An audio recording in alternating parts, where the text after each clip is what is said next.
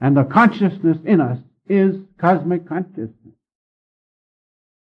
Life force is consciousness within us vibrating at a higher rate, that's all. And life force within us vibrating at the highest rate is cosmic consciousness.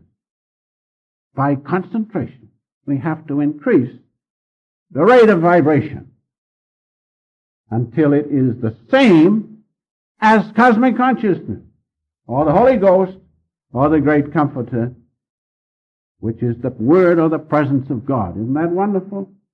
And just like you raise the vibration to a high degree by trapping the rays of the sun in the magnifying glass, so you do the same thing by utilizing the power of God behind all things as it passes through the lens of the spiritual eye. But it has to be concentrated. If it's diffused, you do not get the result. Realize that the power of God Himself as cosmic energy and consciousness is in you. And if you can utilize it, one-point it, then you have back of you, in everything you do, God's supreme power. It's difficult to realize it, because God has suggested this universe with all its paradoxes and limitations and its transient consciousness. Such is truth, or the Scriptures say so. I say ye are children of God, made in His image. I say ye are gods, children of the Most High. How could that be said? Unless it is a reality that God's omniscience is our omniscience. Now, about this concentration. Just a few things. I cannot go into it too much because the time is becoming short. But the first thing is position. And when you concentrate, people say, oh, I get along wonderfully well with my concentration. I say, how do you do it?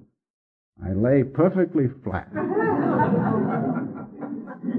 And I say, you have the most automatic concentration that ever was, which is known as sleep.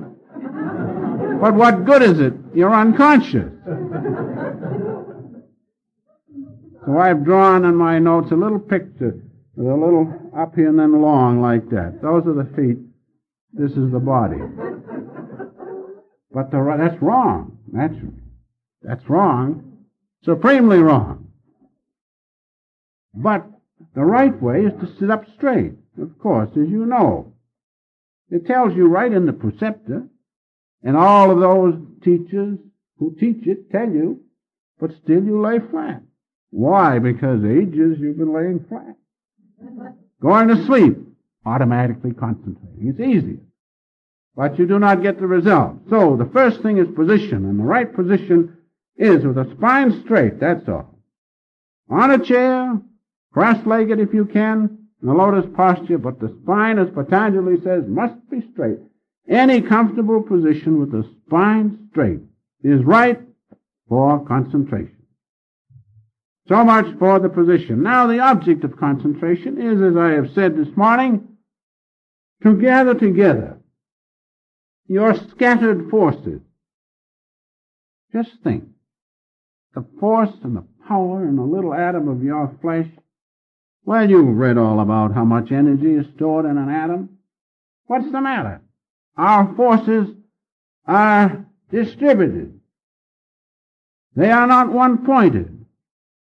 And so concentration, the object of concentration, is to gather together our forces which are scattered throughout our being and one-point them, that we are able to utilize the greatest force possible by that energy within us. And what is that energy? God's presence. So now I hope that concentration is taking on a different aspect to you. Realize that when you start to concentrate, whether it be on doing your highest technique of concentration or any of the techniques of self-realization fellowship, realize that you have the power of God behind you, which is true. And if you realize that, you'll be able to concentrate much better. And that is not just my say-so. That is a fact. That is true. God's power is in us. His consciousness and His energy is in us. And we have behind us the energy of the universe, God Himself. So much for the object of concentration. Realize to gather your forces and put them on one thing. One thing. Now, if it's on business, you'll be a success in business. If it's on any other thing that you can think of, playing the organ, you must be able to concentrate, then you'll be a success.